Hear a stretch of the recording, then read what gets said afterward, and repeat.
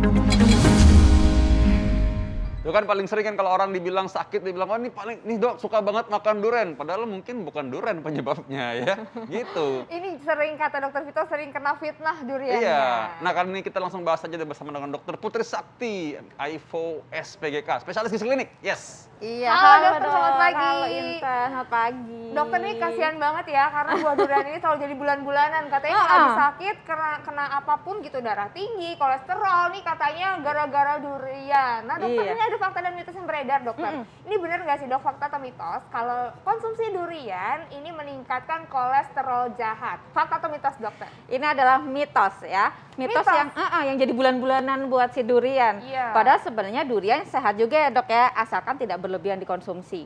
Justru durian ini kaya dengan serat. Nah serat kan membantu mengontrol kadar dari kolesterol juga ya dok ya, asalkan tidak berlebihan. Dia juga indeks glikemiknya rendah. Artinya apa? Kontrol untuk gula darahnya juga tidak terlalu tinggi. Dan dia tidak ada kandungan kolesterol sama sekali. Jadi otomatis untuk meningkatkan kolesterol itu adalah mitos. Kita ulang ya, dalam buah durian tidak ada kolesterolnya. Tidak ada. Berarti itu semuanya selama Boleh. ini selalu jadi bulan-bulanan itu mitos ya dokter ya? Betul, itu adalah mitos. Oke, jadi kalau untuk orang yang darah tinggi aman dokter? Aman, karena kan dia ini tadi seratnya bagus, kandungannya juga ada kalium, ada magnesium. Keduanya ini bagus untuk menjaga kadar tekanan darah kita juga. Gitu. Oke, asalkan tidak berlebihan ya dokter Iya. kita ya? Betul. Tadi yang kalium tadi itu sebenarnya harusnya bikin relaksasi pembuluh darah sehingga harusnya pembuluh darah tidak lebih tegang dan tekanan darah harusnya turun. Tapi jangan dianggap durian ini obat darah tinggi ya. Ya. Ya, nanti gara-garanya gitu kata dokter hidup sehat bilang begitu lantas dimakan sebagai pengganti darah tinggi. Enggak juga. Oh enggak juga ya, berarti tetap harus hati-hati dan tidak berlebihan artinya.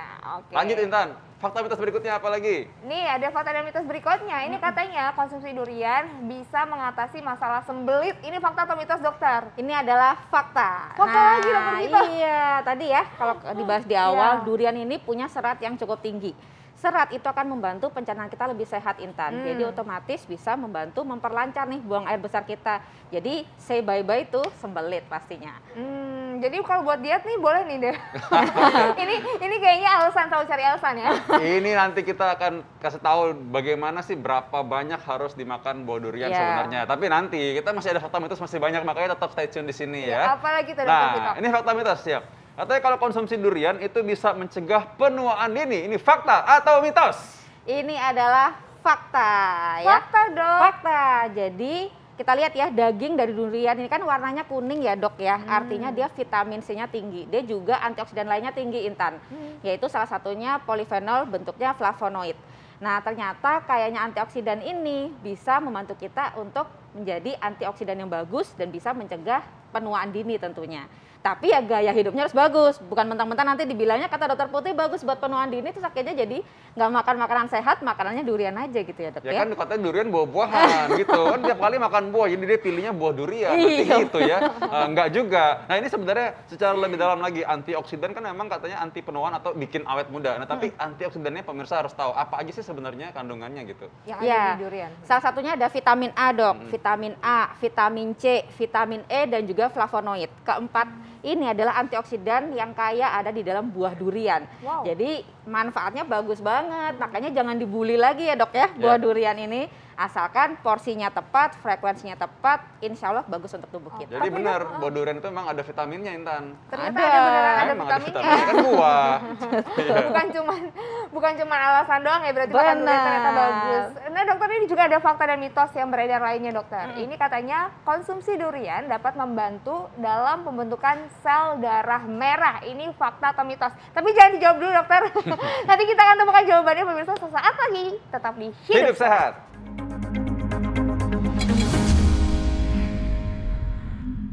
Ya pemirsa, kembali lagi di Hidup Sehat. Ini kita masih membahas mengenai masalah durian. Ini kayaknya semuanya senang banget karena tadi beberapa ada fakta dan juga mitos yang cukup menguntungkan bagi pecinta durian ya. Ya makanya ini sudah meluruskan beberapa fitnah untuk durian dan juga tapi ada pertanyaan yang belum dijawab nih. Iya, tadi ada pertanyaan yang belum dijawab nih dokter. Ini katanya konsumsi durian dapat membantu pembentukan sel darah merah. Ini fakta atau mitos dokter? Ini adalah fakta. Fakta juga. Fakta. Jadi di buah durian tuh salah satu kandungannya adalah zat besi, asam folat dan juga vitamin C. Nah, ketiganya ini penting sekali untuk pembentukan sel darah merah. Jadi bagus untuk kita juga mencegah salah satunya anemia.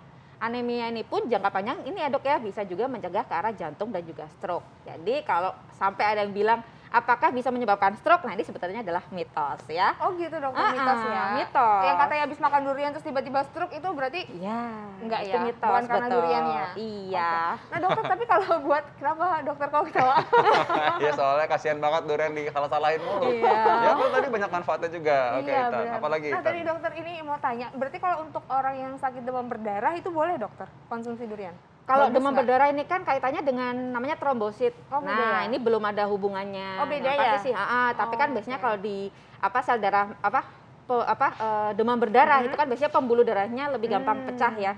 Jadi salah satu manfaatnya dari vitamin C-nya biasanya karena vitamin C ini bagus untuk pembentukan salah satunya kolagen, protein yang bagus untuk memperbaiki dari bukan sel darah merahnya tapi pembuluh darahnya biar nggak gampang pecah. Cuma nggak usah dipaksa orang demam berdarah dipaksa makan durian ya. Kadang-kadang kan orang Oke, demam ya. berdarah kan perutnya juga nggak enak. Iya, ya kan? Nah, betul. jadi jangan dipaksa juga ya. Tapi Iya. intinya bahwa ini bagi orang yang kurang darah tuh mesti anemia. Biasanya kan orang bilang kurang darah kan. Nah kurang darah itu maksudnya sel darah merah ini bisa diisi.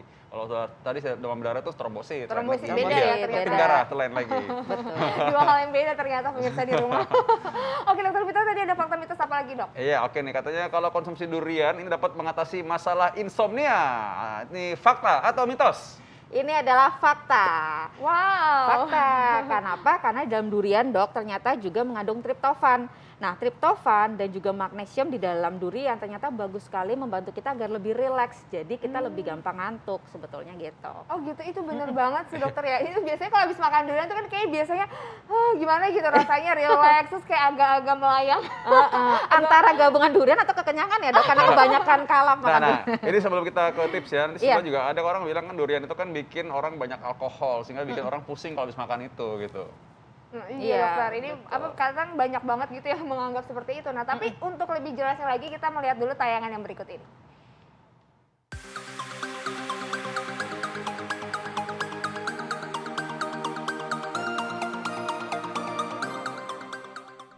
Pemirsa, bagi pecinta durian, makan satu terasa kurang. Namun bila sudah berbuah-buah, mabok durian bisa bikin Anda pusing telinga. Nah, untuk mengatasinya berikut ini ada sejumlah cara yang bisa Anda coba usai menikmati si raja buah.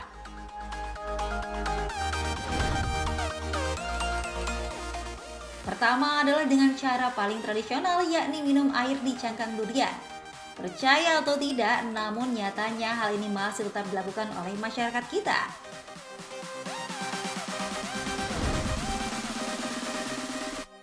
Kedua, dengan mengkonsumsi buah manggis.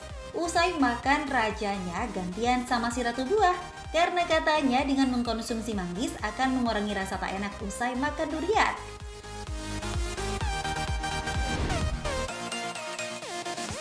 Cara menghilangkan mabuk durian selanjutnya adalah dengan minum air larutan garam hangat atau susu. Air garam menghilangkan rasa tak nyaman, sedang susu menetralkan gas pada durian.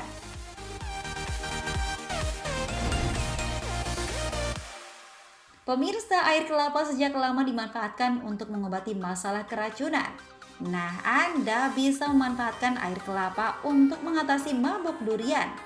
Kandungan kalium dan potasiumnya dapat menjaga keseimbangan cairan dan elektrolit dalam tubuh dan menyeimbangkan tekanan darah.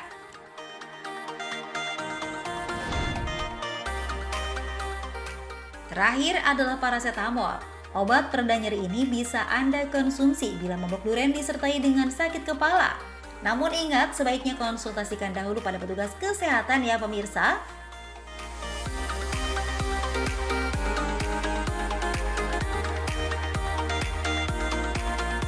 Tadi ya bagaimana orang-orang berusaha mengatasi mabuk durian dengan cara ya tadi berbagai macam. Minum obat lagi, sebenarnya sih obat sih nggak perlu sebenarnya ya. Jadi gimana caranya? Karena orang kadang-kadang bilang harus minum dari cangkang duriannya gitu supaya lebih Iya. afdol ya. Ya, itu benar nggak, Dok? Ya, kalau misalkan dari cangkang duriannya ini secara penelitian belum ada ya Intan, artinya kita belum tahu manfaat untuk kesehatannya. Tapi salah satu yang bisa kita gunakan adalah dengan mengonsumsi manggis. Ini manggis ini memiliki suatu kandungan yang bisa membantu menetralkan agar kita nggak mabuk berlebihan nih setelah mengonsumsi durian, terutama untuk orang-orang yang memang sensitif ya, gitu. Nah ngomong mabuk tadi ya, tadi kan kita sempat bahas juga ya bahwa ada orang yang beranggapan bahwa memang ini alkoholnya banyak nih gitu, durian ini ya.